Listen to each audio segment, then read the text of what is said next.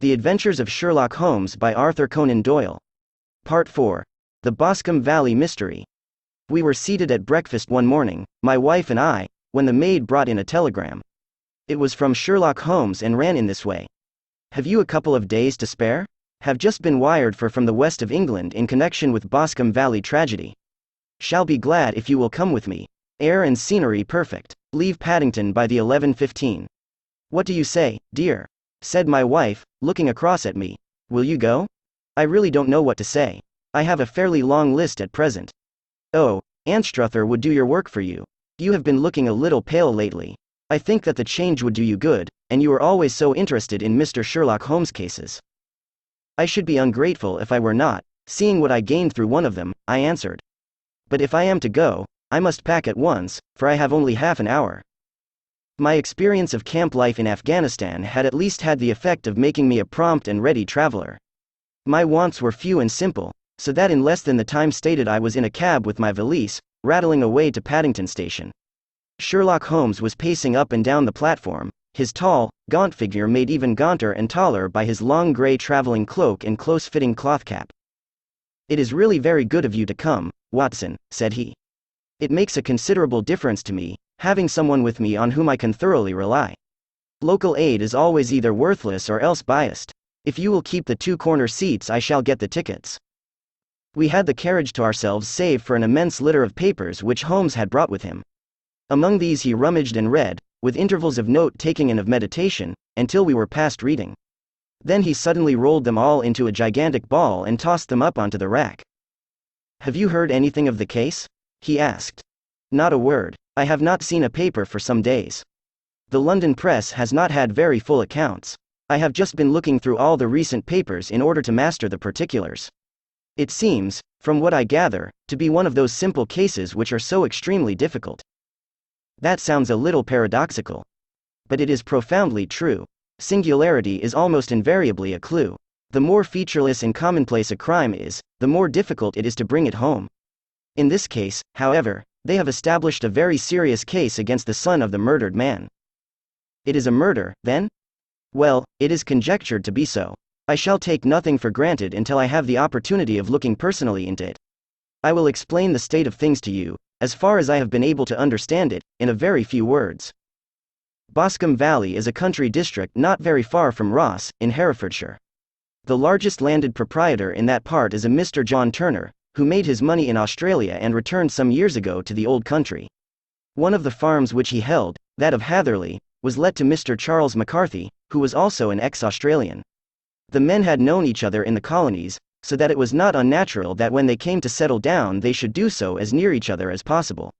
Turner was apparently the richer man, so McCarthy became his tenant but still remained, it seems, upon terms of perfect equality, as they were frequently together. McCarthy had one son, a lad of 18, and Turner had an only daughter of the same age, but neither of them had wives living. They appear to have avoided the society of the neighboring English families and to have led retired lives, though both the McCarthys were fond of sport and were frequently seen at the race meetings of the neighborhood. McCarthy kept two servants, a man and a girl. Turner had a considerable household, some half-dozen at the least. That is as much as I have been able to gather about the families. Now for the facts. On June 3rd, that is, on Monday last, McCarthy left his house at Hatherley about 3 in the afternoon and walked down to the Boscombe Pool, which is a small lake formed by the spreading out of the stream which runs down the Boscombe Valley. He had been out with his serving man in the morning at Ross, and he had told the man that he must hurry, as he had an appointment of importance to keep at 3. From that appointment he never came back alive. From Hatherley farmhouse to the Boscombe Pool is a quarter of a mile, and 2 people saw him as he passed over this ground. One was an old woman, whose name is not mentioned, and the other was William Crowder, a gamekeeper in the employ of Mr. Turner. Both these witnesses depose that Mr. McCarthy was walking alone. The gamekeeper adds that within a few minutes of his seeing Mr. McCarthy pass he had seen his son, Mr. James McCarthy, going the same way with a gun under his arm. To the best of his belief, the father was actually in sight at the time, and the son was following him. He thought no more of the matter until he heard in the evening of the tragedy that had occurred. The 2 McCarthys were seen after the time when William Crowder, the gamekeeper, lost sight of them. The Boscombe Pool is thickly wooded round, with just a fringe of grass and of reeds round the edge. A girl of 14, Patience Moran, who is the daughter of the lodge keeper of the Boscombe Valley estate, was in one of the woods picking flowers. She states that while she was there she saw, at the border of the wood and close by the lake, Mr. McCarthy and his son, and that they appeared to be having a violent quarrel. She heard Mr. McCarthy the elder using very strong language to his son, and she saw the latter raise up his hand as if to strike his father. She was so frightened by their violence that she ran away and told her mother when she reached home that she had left the two McCarthys quarreling near Boscombe Pool, and that she was afraid that they were going to fight.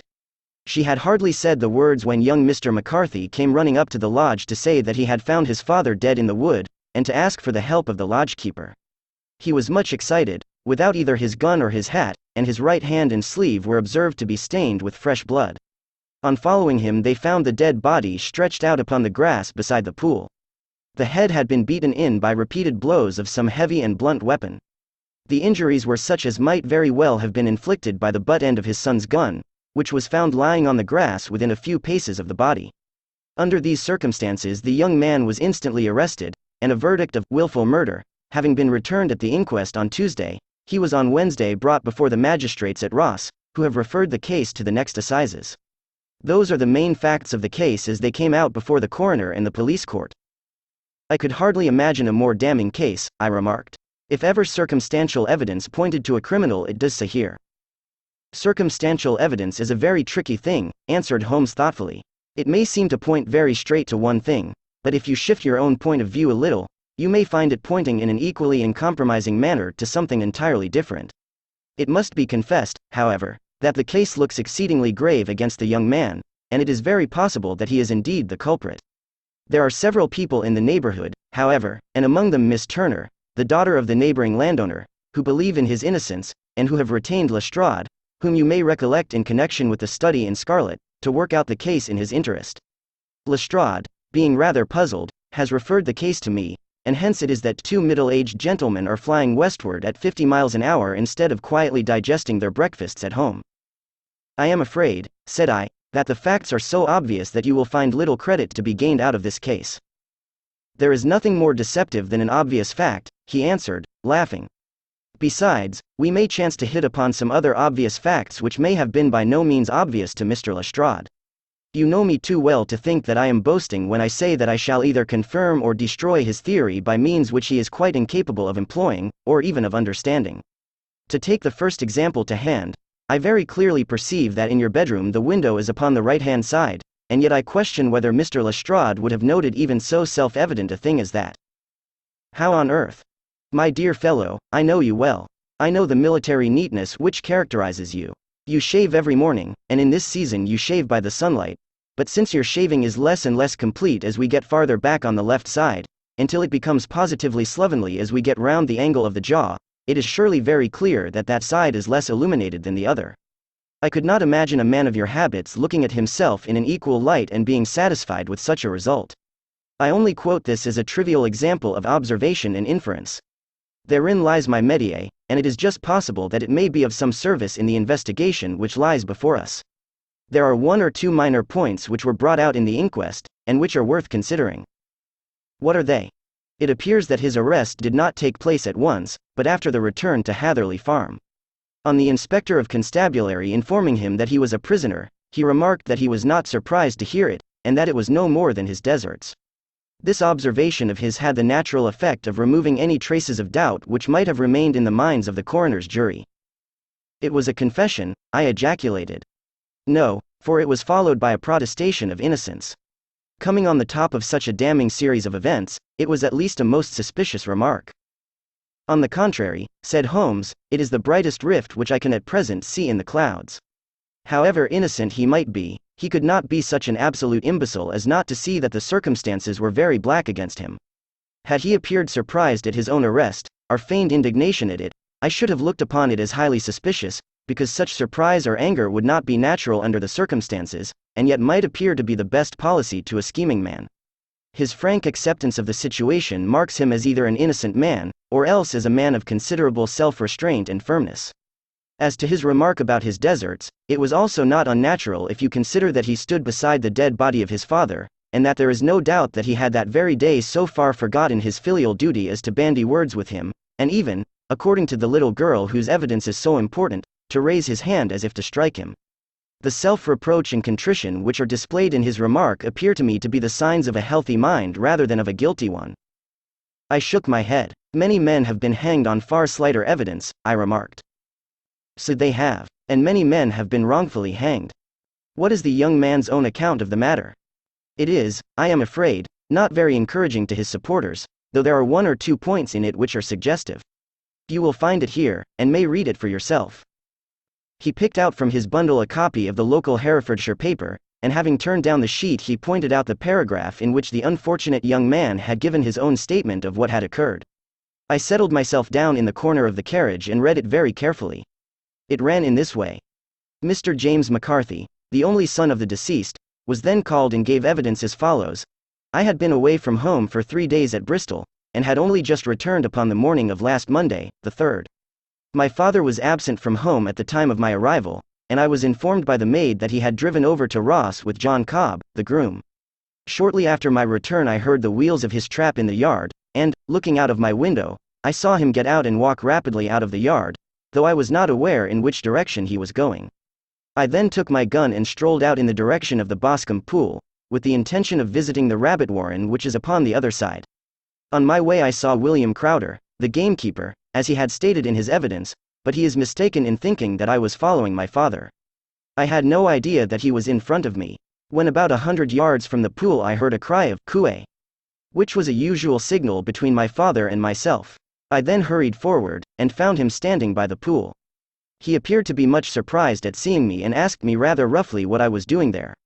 A conversation ensued which led to high words and almost to blows, for my father was a man of a very violent temper. Seeing that his passion was becoming ungovernable, I left him and returned towards Hatherley Farm. I had not gone more than 150 yards, however, when I heard a hideous outcry behind me, which caused me to run back again. I found my father expiring upon the ground, with his head terribly injured. I dropped my gun and held him in my arms, but he almost instantly expired. I knelt beside him for some minutes, and then made my way to Mr. Turner's lodge keeper, his house being the nearest, to ask for assistance.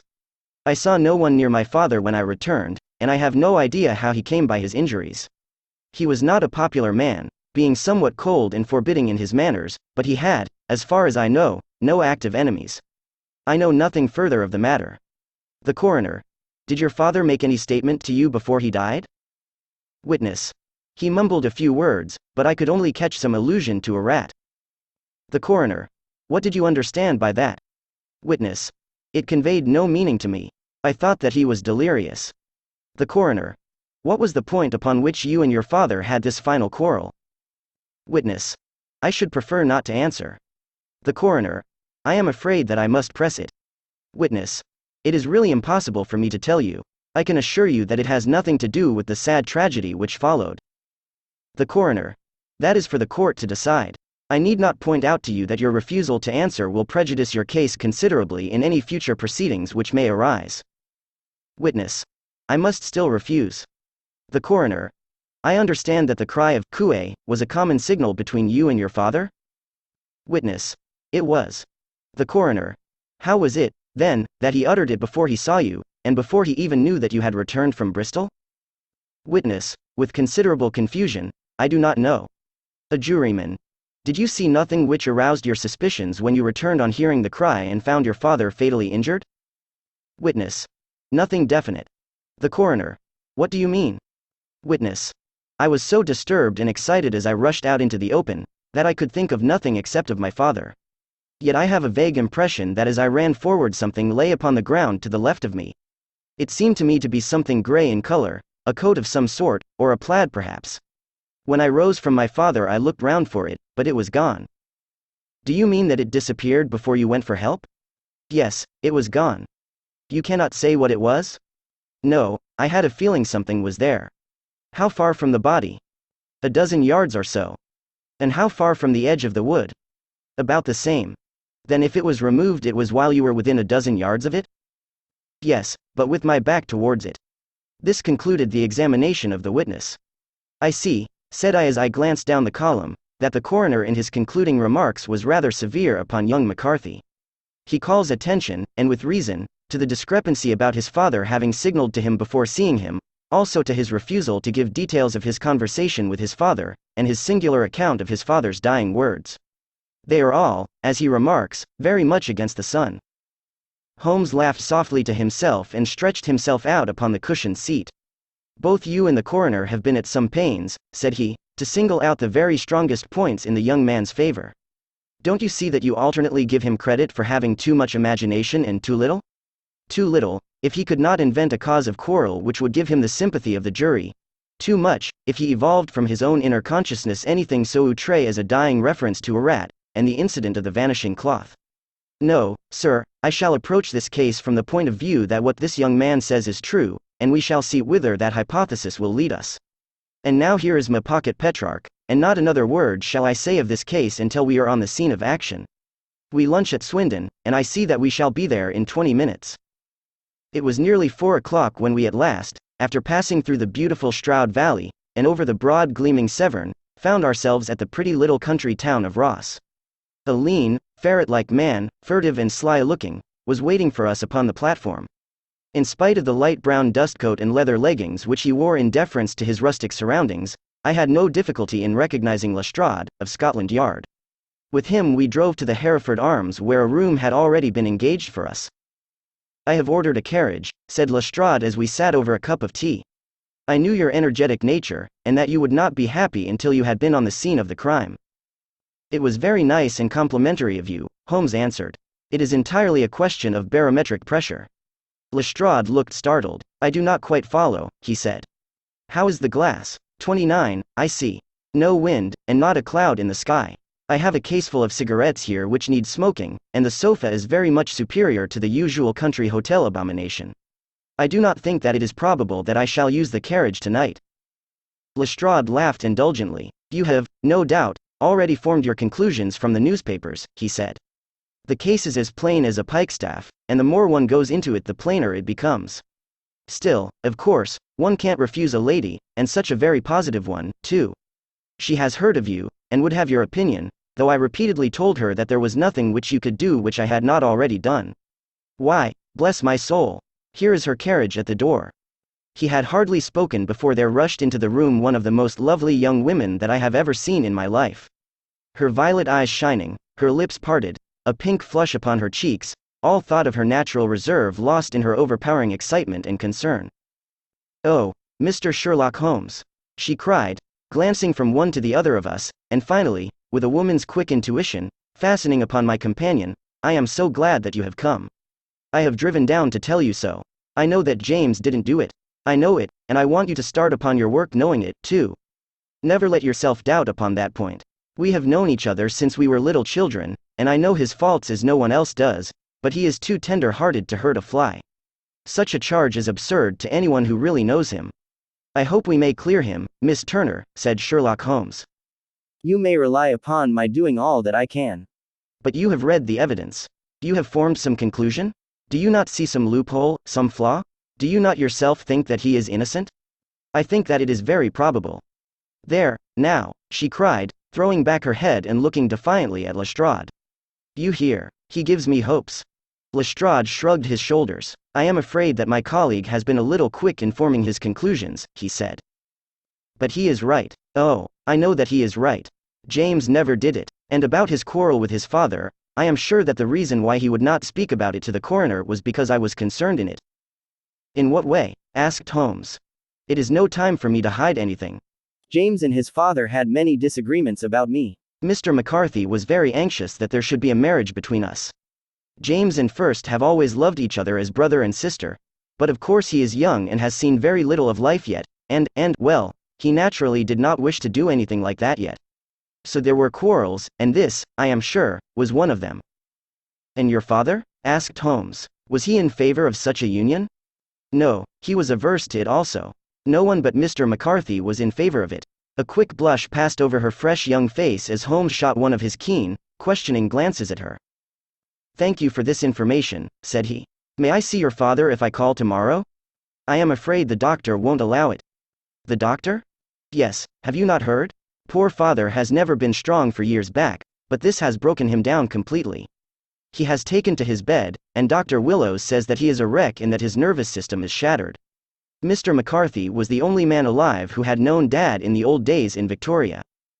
Ha! In Victoria, that is important. Yes, at the mines. Quite so, at the gold mines, where, as I understand, Mr. Turner made his money. Yes, certainly.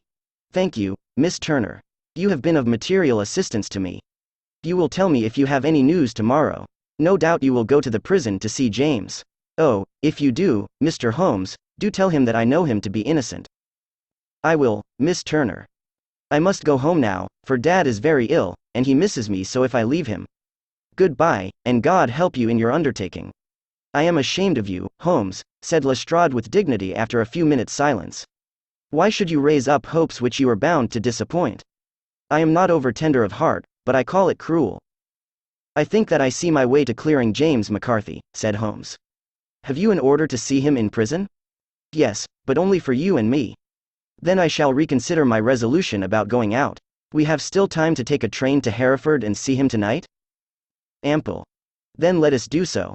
Watson, I fear that you will find it very slow, but I shall only be away a couple of hours. I walked down to the station with them, and then wandered through the streets of the little town, finally returning to the hotel, where I lay upon the sofa and tried to interest myself in a yellow-backed novel. The puny plot of the story was so thin, however, when compared to the deep mystery through which we were groping, and I found my attention wander so continually from the action to the fact, that I at last flung it across the room and gave myself up entirely to a consideration of the events of the day. Supposing that this unhappy young man's story were absolutely true, then what hellish thing, what absolutely unforeseen and extraordinary calamity could have occurred between the time when he parted from his father, and the moment when, drawn back by his screams, he rushed into the glade?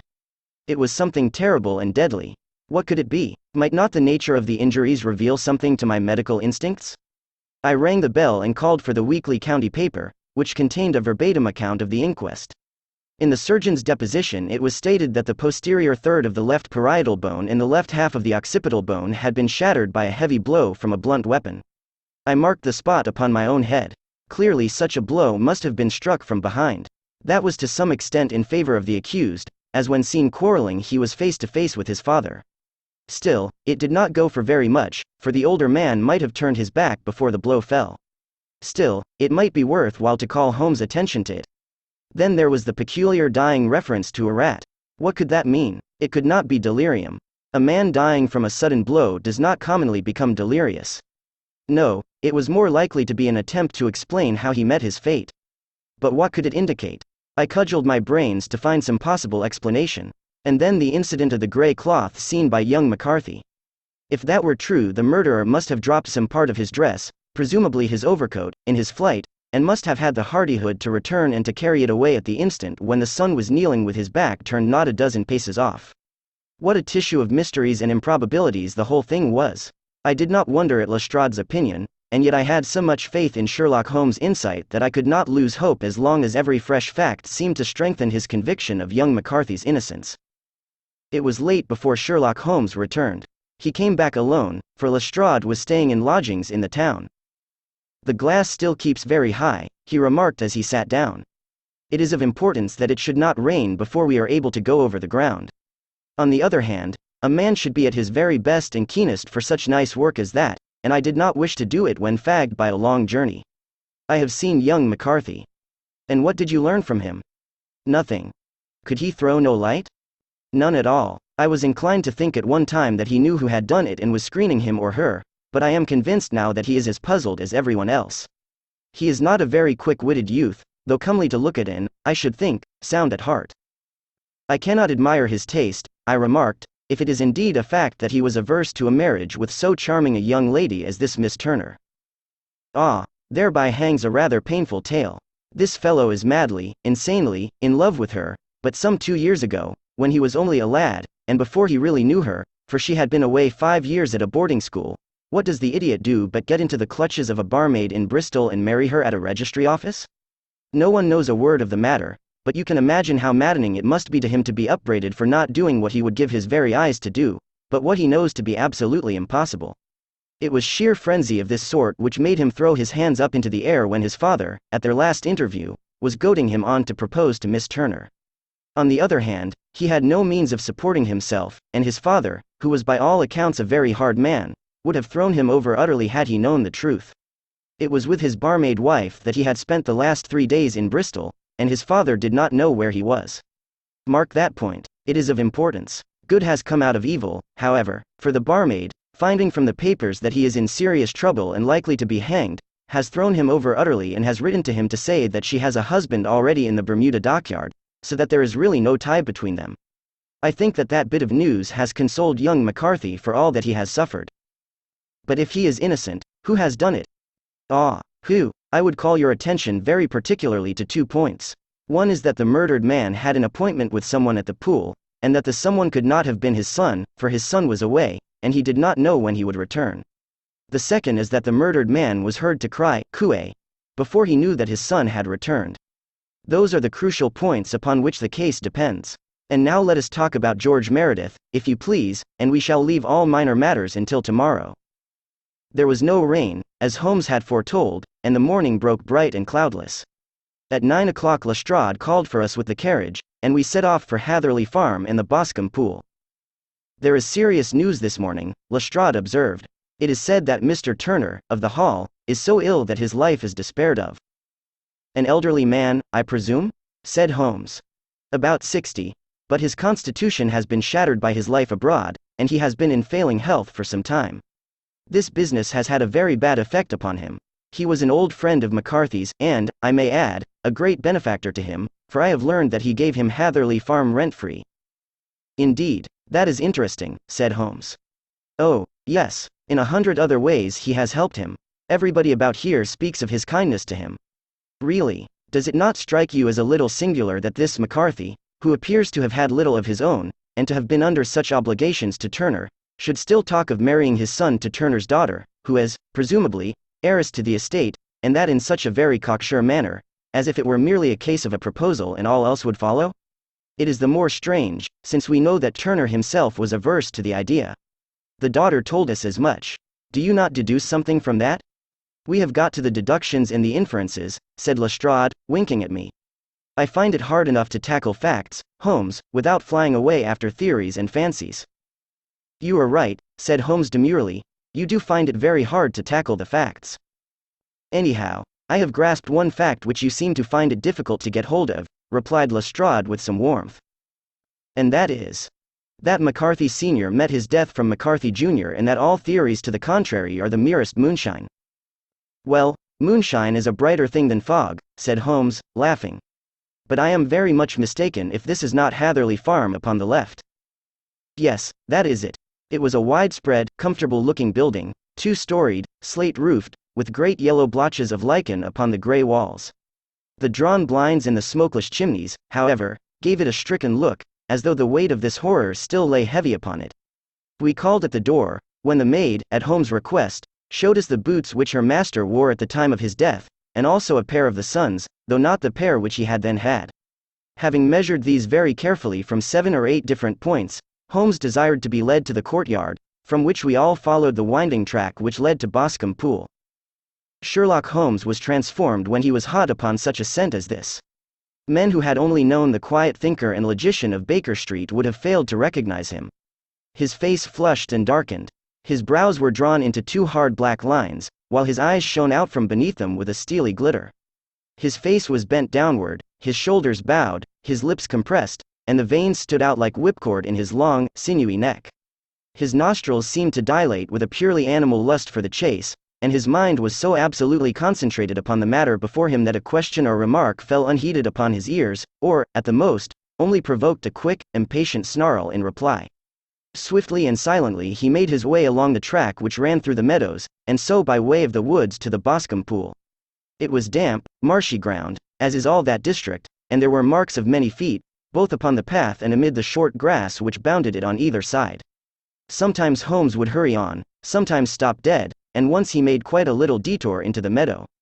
Lestrade and I walked behind him, the detective indifferent and contemptuous, while I watched my friend with the interest which sprang from the conviction that every one of his actions was directed towards a definite end. The Boscombe Pool, which is a little reed-girt sheet of water some 50 yards across, is situated at the boundary between the Hatherley farm and the private park of the wealthy Mr. Turner. Above the woods which lined it upon the farther side we could see the red, jutting pinnacles which marked the site of the rich landowner's dwelling.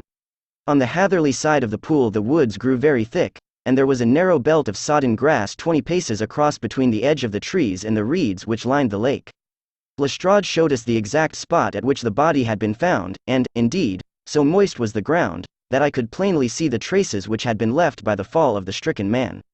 To Holmes, as I could see by his eager face and peering eyes, very many other things were to be read upon the trampled grass. He ran round, like a dog who is picking up a scent, and then turned upon my companion. "What did you go into the pool for?" he asked. "I fished about with a rake. I thought there might be some weapon or other trace. But how on earth?" "Oh, tut, tut. I have no time. That left foot of yours with its inward twist is all over the place. A mole could trace it, and there it vanishes among the reeds. Oh, how simple it would all have been had I been here before they came like a herd of buffalo and wallowed all over it. Here is where the party with the lodgekeeper came, and they have covered all tracks for 6 or 8 feet round the body. But here are 3 separate tracks of the same feet." He drew out a lens and lay down upon his waterproof to have a better view, talking all the time rather to himself than to us. "These are young McCarthy's feet. Twice he was walking, and once he ran swiftly, so that the soles are deeply marked and the heels hardly visible. That bears out his story. He ran when he saw his father on the ground. Then here are the father's feet as he paced up and down. What is this, then? It is the butt end of the gun as the son stood listening. And this? Ha, ha, what have we here? Tiptoes, tiptoes, square, 2, quite unusual boots. They come, they go, they come again. Of course that was for the cloak. Now where did they come from? He ran up and down, sometimes losing, sometimes finding the track until we were well within the edge of the wood and under the shadow of a great beech, the largest tree in the neighborhood. Holmes traced his way to the farther side of this and lay down once more upon his face with a little cry of satisfaction. For a long time he remained there, turning over the leaves and dried sticks, gathering up what seemed to me to be dust into an envelope and examining with his lens not only the ground but even the bark of the tree as far as he could reach. A jagged stone was lying among the moss, and this also he carefully examined and retained. Then he followed a pathway through the wood until he came to the highroad, where all traces were lost. "It has been a case of considerable interest," he remarked, returning to his natural manner. "I fancy that this grey house on the right must be the lodge. I think that I will go in and have a word with Moran, and perhaps write a little note. Having done that, we may drive back to our luncheon. You may walk to the cab, and I shall be with you presently." It was about 10 minutes before we regained our cab and drove back into Ross, Holmes still carrying with him the stone which he had picked up in the wood. "This may interest you, Lestrade," he remarked, holding it out. "The murder was done with it. I see no marks." "There are none." "How do you know, then?" "The grass was growing under it. It had only lain there a few days. There was no sign of a place whence it had been taken. It corresponds with the injuries. There is no sign of any other weapon." "And the murderer?" "Is a tall man, left-handed, limps with the right leg, wears thick-soled shooting boots and a grey cloak, smokes Indian cigars, uses a cigar holder, and carries a blunt penknife in his pocket. There are several other indications, but these may be enough to aid us in our search." Lestrade laughed. "I am afraid that I am still a skeptic," he said. "Theories are all very well, but we have to deal with a hard-headed British jury." "Nous verrons," answered Holmes calmly. "You work your own method, and I shall work mine. I shall be busy this afternoon, and shall probably return to London by the evening train." "And leave your case unfinished?" "No, finished." "But the mystery?" "It is solved." "Who was the criminal, then?" "The gentleman I describe." "But who is he?" "Surely it would not be difficult to find out. This is not such a populous neighborhood." Lestrade shrugged his shoulders. "I am a practical man," he said, "and I really cannot undertake to go about the country looking for a left-handed gentleman with a game leg. I should become the laughing stock of Scotland Yard." "All right," said Holmes quietly. "I have given you the chance. Here are your lodgings. Good-bye. I shall drop you a line before I leave." Having left Lestrade at his rooms, we drove to our hotel, where we found lunch upon the table. Holmes was silent and buried in thought with a pained expression upon his face, as one who finds himself in a perplexing position. "Look here, Watson," he said when the cloth was cleared, "just sit down in this chair and let me preach to you for a little. I don't know quite what to do, and I should value your advice. Light a cigar and let me expound." Pray do so. Well, now, in considering this case, there are 2 points about young McCarthy's narrative which struck us both instantly, although they impressed me in his favor and you against him. One was the fact that his father should, according to his account, cry, "Cooey," before seeing him. The other was his singular dying reference to a rat. He mumbled several words, you understand, but that was all that caught the son's ear. Now from this double point our research must commence, and we will begin it by presuming that what the lad says is absolutely true. What of this "Cooey," then? Well, obviously it could not have been meant for the son. The son, as far as he knew, was in Bristol. It was mere chance that he was within earshot. The "Cooey" was meant to attract the attention of whoever it was that he had the appointment with. But "Cooey" is a distinctly Australian cry, and one which is used between Australians.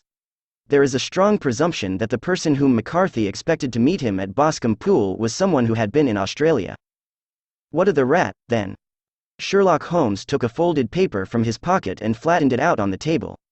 This is a map of the colony of Victoria, he said. I wired to Bristol for it last night. He put his hand over part of the map. What do you read? Errett, I read. And now? He raised his hand. Ballarat. Quite so. That was the word the man uttered, and of which his son only caught the last 2 syllables.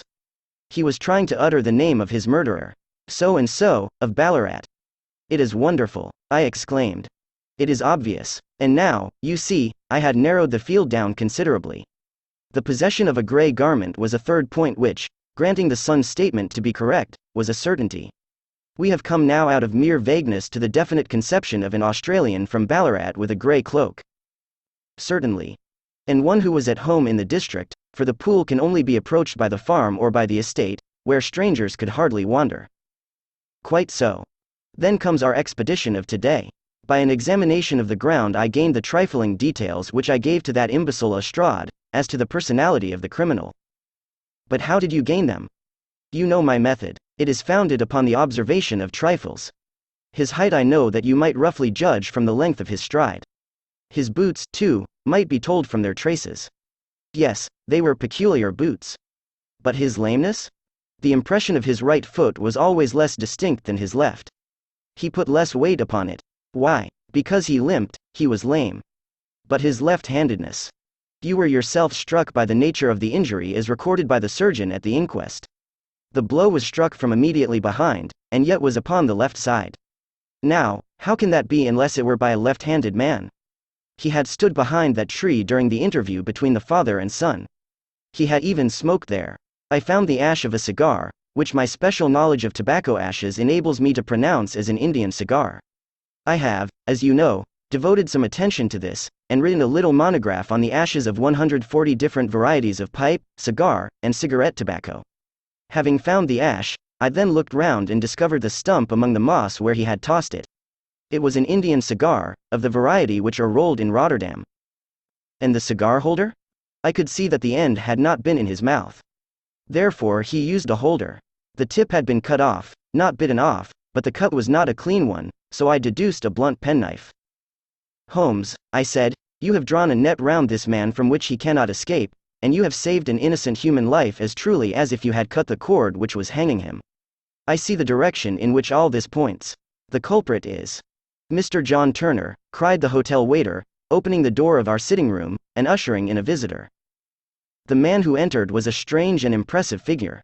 His slow, limping step and bowed shoulders gave the appearance of decrepitude, and yet his hard, deep-lined, craggy features, and his enormous limbs showed that he was possessed of unusual strength of body and of character.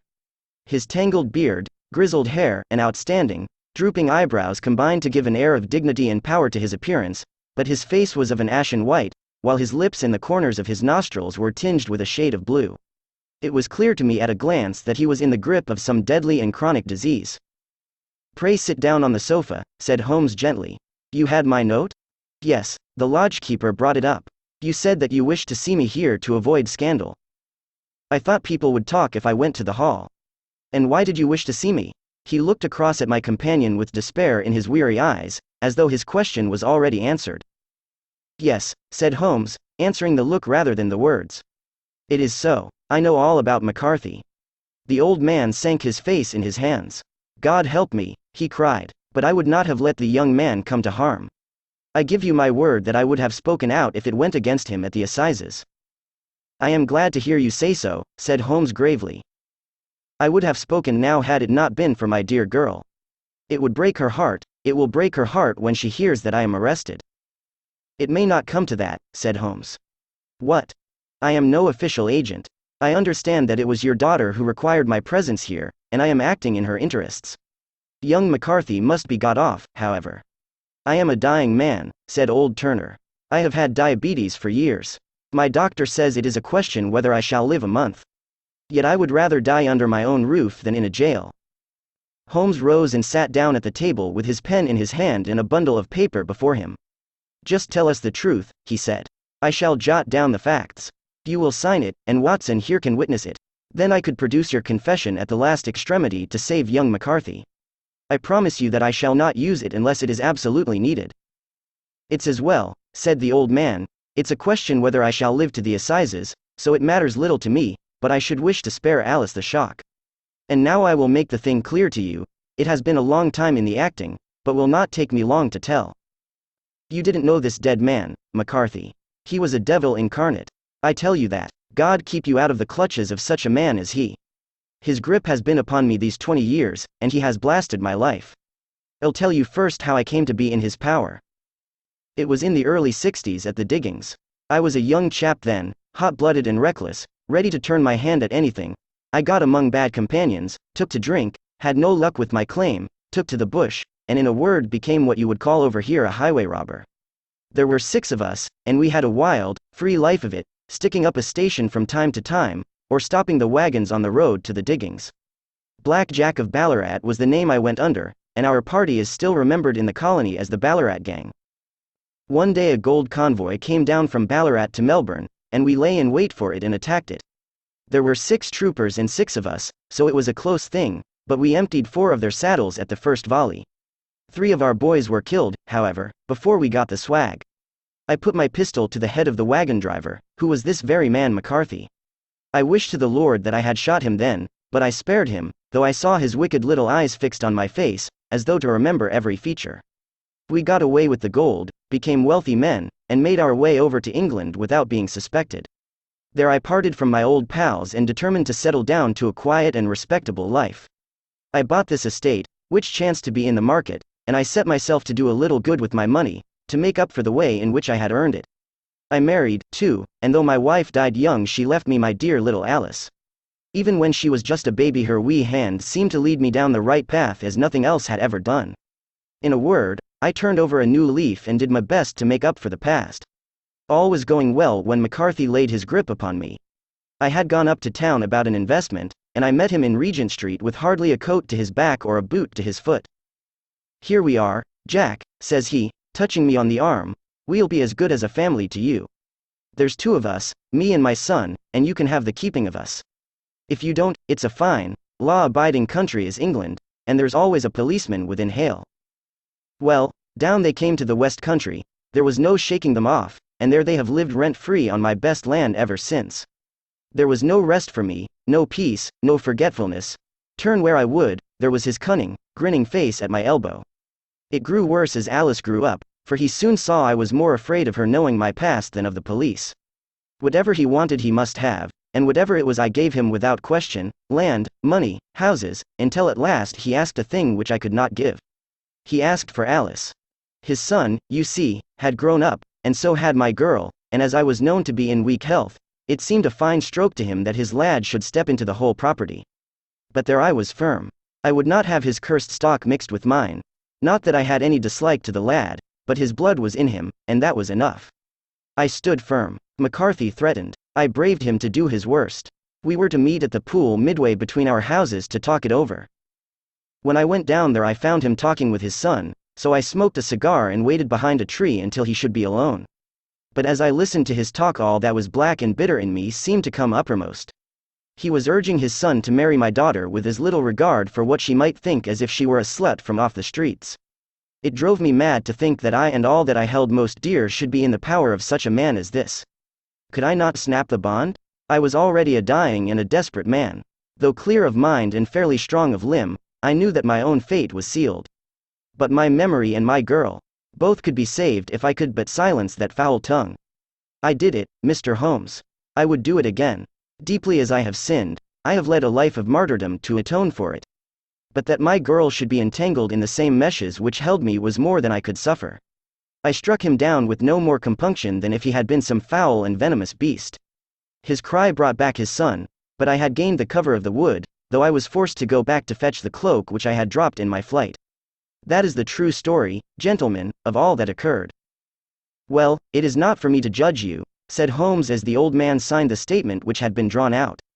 I pray that we may never be exposed to such a temptation. I pray not, sir. And what do you intend to do? In view of your health, nothing. You are yourself aware that you will soon have to answer for your deed at a higher court than the assizes. I will keep your confession, and if McCarthy is condemned I shall be forced to use it. If not, it shall never be seen by mortal eye, and your secret, whether you be alive or dead, shall be safe with us. Farewell, then, said the old man solemnly. Your own deathbeds, when they come, will be the easier for the thought of the peace which you have given to mine. Tottering and shaking in all his giant frame, he stumbled slowly from the room. God help us, said Holmes after a long silence. Why does fate play such tricks with poor, helpless worms? I never hear of such a case as this that I do not think of Baxter's words, and say, there, but for the grace of God, goes Sherlock Holmes. James McCarthy was acquitted at the assizes on the strength of a number of objections which had been drawn out by Holmes and submitted to the defending counsel. Old Turner lived for 7 months after our interview, but he is now dead, and there is every prospect that the son and daughter may come to live happily together in ignorance of the black cloud which rests upon their past.